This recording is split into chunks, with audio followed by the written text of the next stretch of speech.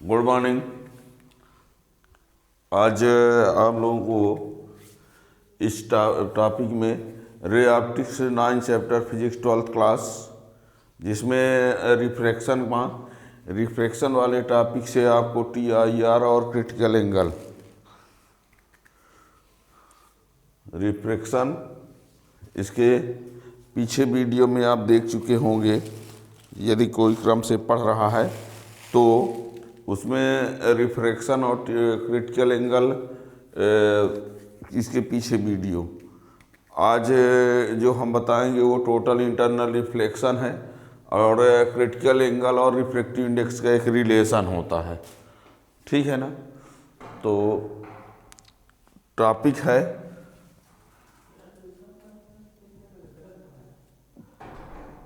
Total internal reflection.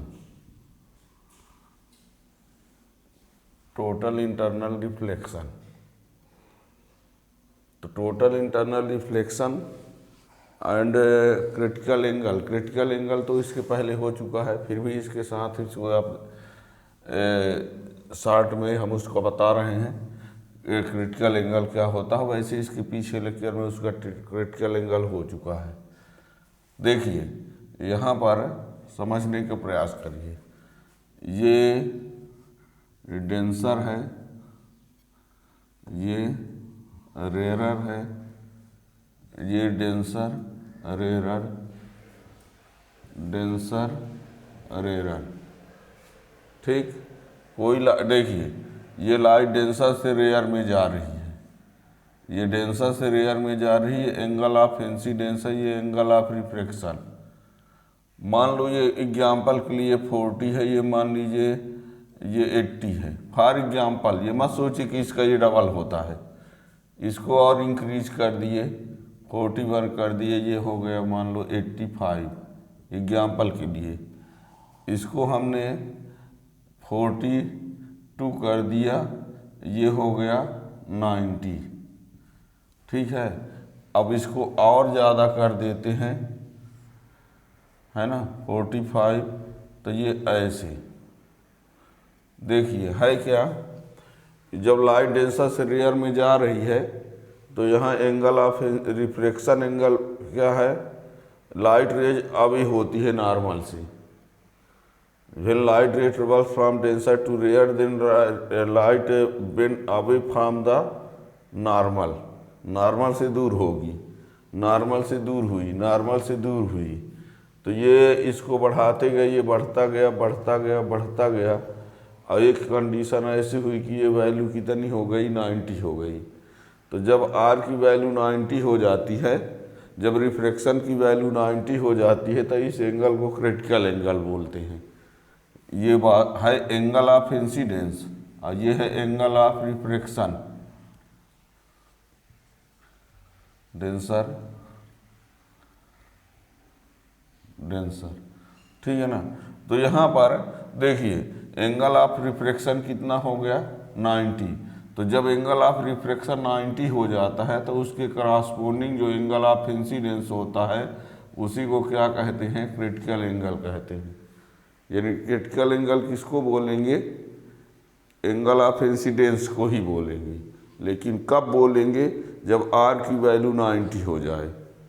क्या कहा हमने, एंगल ऑफ इंसिडेंस को ही क्रिटिकल एंगल कहेंगे, लेकिन कब कहेंगे, जब एंगल ऑफ रिफ्रैक्शन की वैल्यू क्या हो जाए, 90। यानी इसको आप नहीं कह सकते, क्यों, क्योंकि ये 90 नहीं है।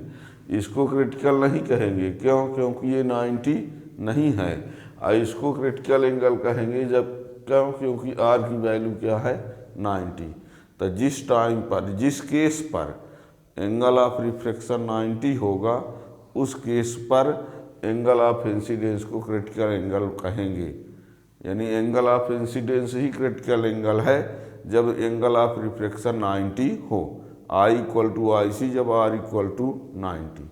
अब आगे बढ़ते हैं, इसको हम और बढ़ा दिए, इससे भी ज़्यादा कर दिए, तो ये R की वैल्यू 90 से भी ज़्यादा होगी। और 90 से भी ज़्यादा होने का मीन्स हुआ कि वो लाइट डेंसर से फिर डेंसर में आने लगे। डेंसर से रेयर में ना जा कर के कहाँ लौटने लगे, उसी मीडियम में आने लगे। ठीक है ना। तो इस कंडीशन को क्या बोलेंगे, टोटल इंटरनल रिफ्लेक्शन। यानी ये लाइट रेज डेंसर से रेयर में जा रही है ना, लेकिन एंगल ऑफ इंसिडेंस क्रिटिकल से ज़्यादा हो गया। एंगल ऑफ इंसिडेंस जो है वो ज़्यादा हो गया किससे, क्रिटिकल से। तो ये लाइट फिर डेंसर से रेयर में ना जाके उसी मीडियम में रिटर्न होने लगती है और रिफ्लेक्शन लॉ को फॉलो करते हुए। जब एंगल ऑफ इंसिडेंस की वैल्यू क्रिटिकल एंगल से ज़्यादा हो जाती है तो लाइट रेज जो है वो डेंसर से रेयर में ना जाकर उसी मीडियम में रिफ्लेक्शन लॉ को फॉलो करते हुए उसी मीडियम में वापस होने लगती है। ये वाला केस होता है टोटल इंटरनल रिफ्लेक्शन। यानी क्या कहेंगे, when light rays travels from denser medium to rare medium, light ray travels from denser medium to rare medium and angle of incidence is greater than critical angle. Angle of incidence is greater than critical angle. Then light rays returns back to the same medium as follows law of reflection. उसी medium में return होती है reflection law को follow करते हुए। ठीक है। This phenomena is called reflection, total internal reflection. और इसके लिए कंडीशन दो ही है कि एंगल ऑफ इंसिडेंस क्रिटिकल से ग्रेटर होना चाहिए और लाइट को डेंसर से रेयर की तरफ जाना चाहिए। इन दो केस होने पर ही टोटल इंटरनल रिफ्लेक्शन होगा। ठीक है ना। तो इसकी डिफिनेशन क्या हुई, फिर से एक बार सुनना। When light ray travels from denser medium to rare medium then angle of incidence for which angle of refraction is 90 is called critical angle. When light rays travel from denser medium to rare medium and angle of incidence is greater than critical angle, then light rays returns back to the same medium as follows law of reflection. This phenomena is called total internal reflection.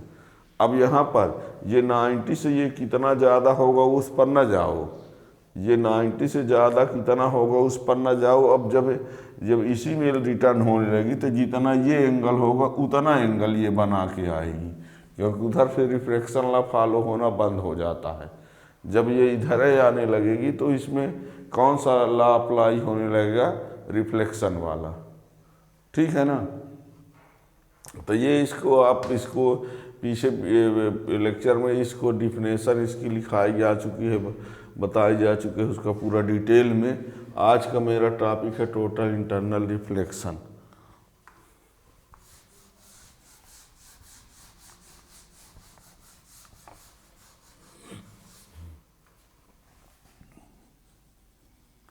When light raise travels from denser medium to rare medium and angle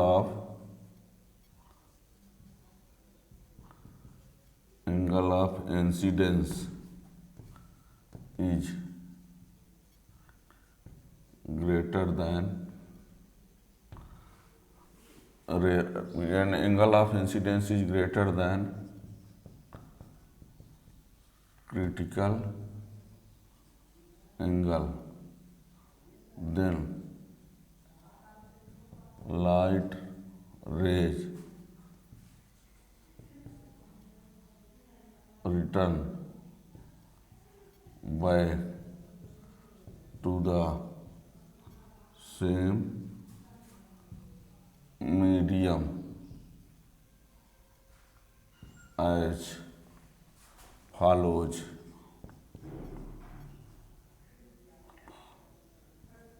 As follows law of reflection. ठीक। When light rays travels from denser medium to rare medium and angle of incidence is greater than critical angle, then light rays returns back to the same medium as follows law of reflection.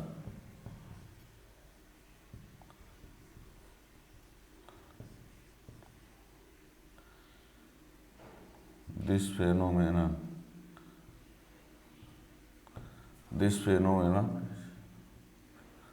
phenomenon is called total internal reflection.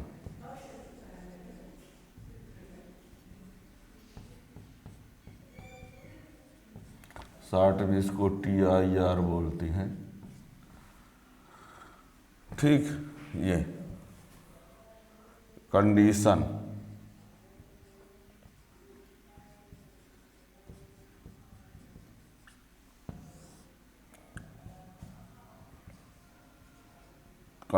इसके लिए दो ठो हैं, light rays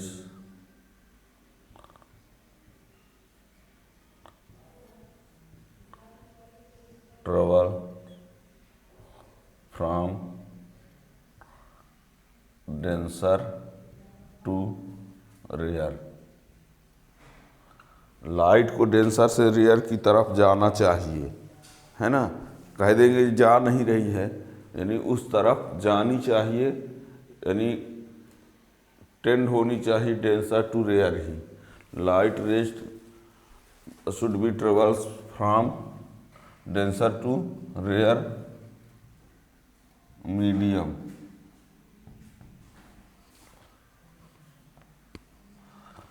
और second है angle of incidence must be greater then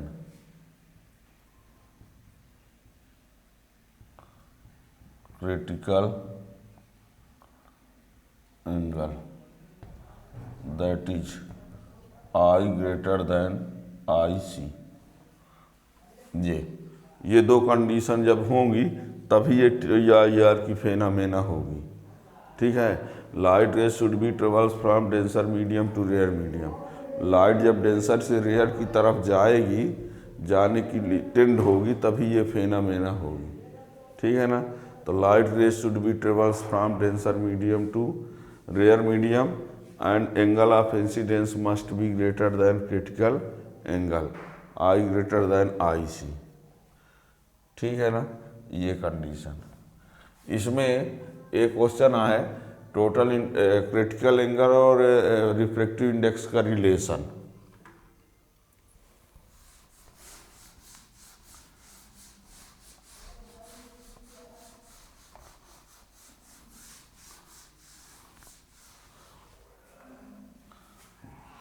relation between critical angle and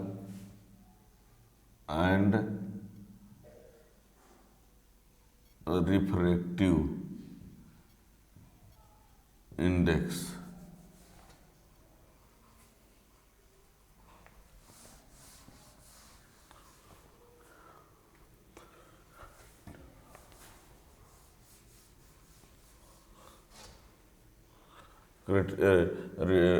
relation between critical angle and refractive index. देखिए, इसके लिए एक डायग्राम बनाते हैं। ये है AMN नॉर्मल है, AB सेपरेटिंग पार्ट है, इधर हम ले लेते हैं ग्लास, इधर ले लेते हैं एयर। ये लाइट यहाँ से, ये PQR, ये I है, ये क्या है I है, पर ये किसके बराबर है C के, और ये R है पर किसके बराबर है ना। ये क्रिटिकल वाला TIR का डायग्राम यदि आपने ये वाला डायग्राम जो था वो कौन सा था, ये TIR का था, TIR, ये I ग्रेटर है किससे?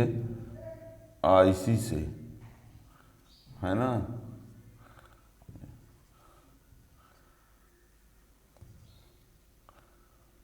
ये TIR का डायग्राम है, TIR, ठीक है ना। हमको इसकी ज़रूरत है इसमें। तो relation between critical angle and refractive index, ये लाइट रेज ग्लास एयर में गई और ये R की वैल्यू कितनी है? 90 है। R की वैल्यू 90 है तो I क्या होगा? IC होगा, है ना, angle of incidence critical angle, ठीक है ना। हमको इसके और रिफ्रैक्टिव इंडेक्स ये, इसमें आपको बता दें ये होता है, यानी AμG equal to 1/sin IC, ये प्रूव होगा। ये रिफ्रैक्टिव इंडेक्स है, ये sin IC क्या है? Critical angle. क्रिटिकल एंगल को कहीं कहीं C ही केवल लिखा होता है, ठीक है ना। तो यहाँ देखिएगा, यहाँ शार्ट में पहले समझिए, ये लाइट ग्लास एयर में गई है, ये एंगल ऑफ इंसिडेंस, ये क्रिटिकल, ये रिफ्रैक्शन एंगल है। तो G/μA इक्वल टू क्या हो जाएगा? sin I/sin R। अब इसी को AμG लिखेंगे तो ये उल्टा हो जाएगा, ये उल्टा देखिए इसका, तो sin R/sin I हो जाएगा। जब G/μA लिखे तो sin I/sin R, और रिवर्सिबिलिटी लगाएंगे तो AμG इसको कर देंगे तो यही हो जाएगा sin R/sin I। और I की जगह क्या लिख देंगे? IC। और R की जगह क्या लिख देंगे? 90। तो ये sin 90 और ये sin IC, तो sin 90 की वैल्यू 1 और ये AμG, यानी रिफ्रैक्टिव इंडेक्स और क्रिटिकल एंगल एक दूसरे के इन्वर्सली होते हैं, है ना। यानी जिसका क्रिटिकल एंगल ज़्यादा होगा उसका रिफ्रैक्टिव इंडेक्स कम होगा, जिसका क्रिटिकल एंगल ज़्यादा रिफ्रैक्टिव इंडेक्स कम, क्रिटिकल एंगल कम तो रिफ्रैक्टिव इंडेक्स ज़्यादा। यहाँ से ये पता चलता है ना। तब देखिए इसको लिखेंगे कैसे, देखना। Let a light ray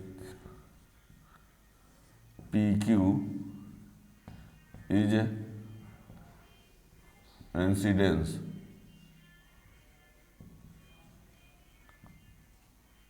let PQ is incident, let PQ is incident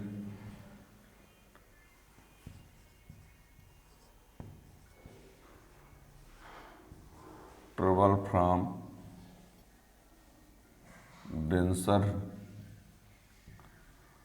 denser medium glass to rarer medium air. Let a light ray PQ is incident. Let a light ray PQ is incident from, अच्छा यहाँ light ray PQ is incident ray travels from denser medium glass to rare medium air. Then angle PQN equal to I, angle MQR equal to R, ये है angle of incidence और ये है angle of refraction. Therefore refractive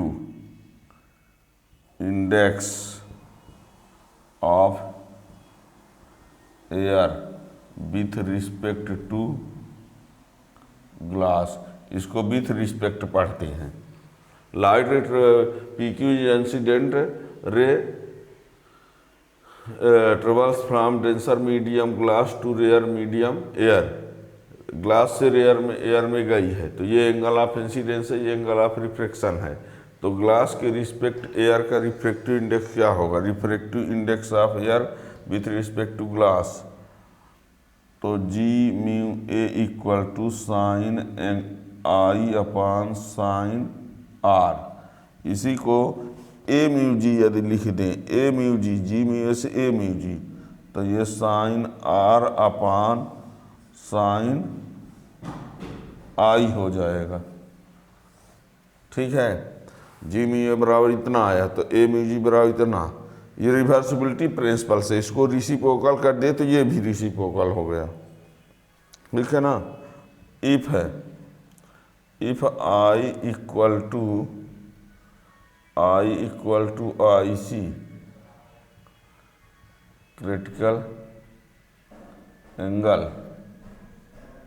then R equal to 90 degree, therefore A mu G equal to sine 90 upon sine I C, तो A mu G equal to 1 upon sine I C. ये refractive index और critical angle का relation हो गया। ठीक है ना, इसी को mu equal to 1 upon sine C भी लिख सकते हैं। आई सी और सी एक है, क्रिटिकल एंगल को आई सी भी लिखा जाता है, सी भी लिखा जा सकता है। इसी को चाहो तो sine C equal to 1 upon mu. ठीक है ना, यानी आई सी और सी एक है, मतलब क्रिटिकल एंगल को आप सी भी लिख सकते हैं। ये यहाँ से ये पता चला कि जिसका क्रिटिकल एंगल ज़्यादा होगा रिफ्रैक्टिव इंडेक्स से कम होगा, यानी सी और म्यू एक दूसरे के इन्वर्सली होते हैं। ठीक है ना, ये यहाँ से क्लियर हो गया।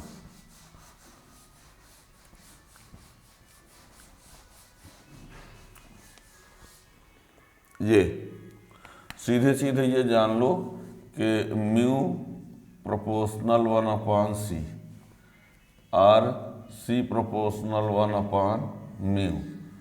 तो ये आपको बता दें ग्लास के लिए, for glass I C equal to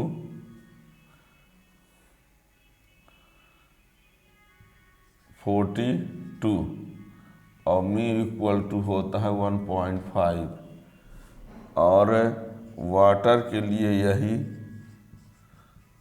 I C equal to होता है 48 और म्यू इक्वल टू 1.33, और डायमंड के लिए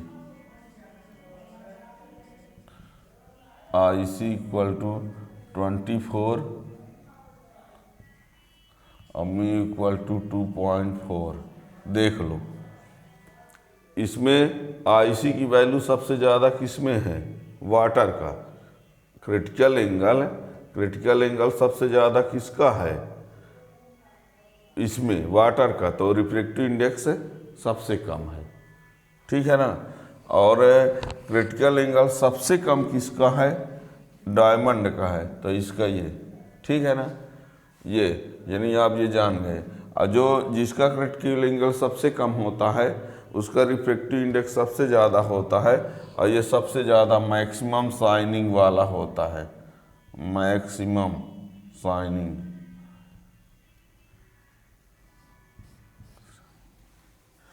है ना, जिसका क्रिटिकल रिफ्रैक्टिव इंडेक्स सबसे ज़्यादा होता है वो सबसे ज़्यादा शाइनिंग वाला होता है। इन तीनों में से कौन ज़्यादा चमकेगा, पहले डायमंड, फिर ग्लास, फिर वाटर, है ना, ये इस प्रकार से। इसमें पॉइंट में डिफरेंस हो सकता है, किसी 41 पॉइंट कुछ दिया हो, 48 पॉइंट कुछ या 49, है ना, 23 या 24 पॉइंट अप्रॉक्स वैल्यू ये है, ये याद रखिएगा। ठीक है ना, ये अब तो ये क्लियर हो गया कि क्रिटिकल एंगल और रिफ्रैक्टिव इंडेक्स एक दूसरे के रेसिप्रोकल होते हैं। ठीक है ना, ये तो ये आज का जो टॉपिक था relation between critical angle and refractive index है। और TIR भी बता दिया, TIR के लिए कंडीशन भी बता दिया, ठीक है ना। क्या क्या कहा हमने कि भाई light ray travels from denser medium to rare medium, then angle of incidence for which angle of refraction is 90। जब एंगल ऑफ रिफ्रैक्शन 90 हो जाएगा तो एंगल ऑफ इंसिडेंस को क्रिटिकल एंगल कहेंगे। और जब एंगल ऑफ इंसिडेंस को क्रिटिकल से भी ज़्यादा कर देंगे तो लाइट रेज फिर डेंसर से रेयर में ना जाके उसी मीडियम में रिटर्न होने लगेगी, और उसी मीडियम में रिटर्न होने लगेगी लॉ ऑफ रिफ्लेक्शन को फॉलो करते हुए, है ना। तो उस फेनोमेना को फिर क्या बोलते हैं, TIR। और उसके लिए हमने दो कंडीशन बताया कि एंगल ऑफ इंसिडेंस ग्रेटर होना चाहिए, लाइट को डेंसर से रेयर में जाना चाहिए, और तभी ये टोटल इंटरनल रिफ्लेक्शन होगा, ठीक है। तो चैनल को सब्सक्राइब कर लेंगे तो नए वीडियो का नोटिफिकेशन मिलता रहेगा। Thank you.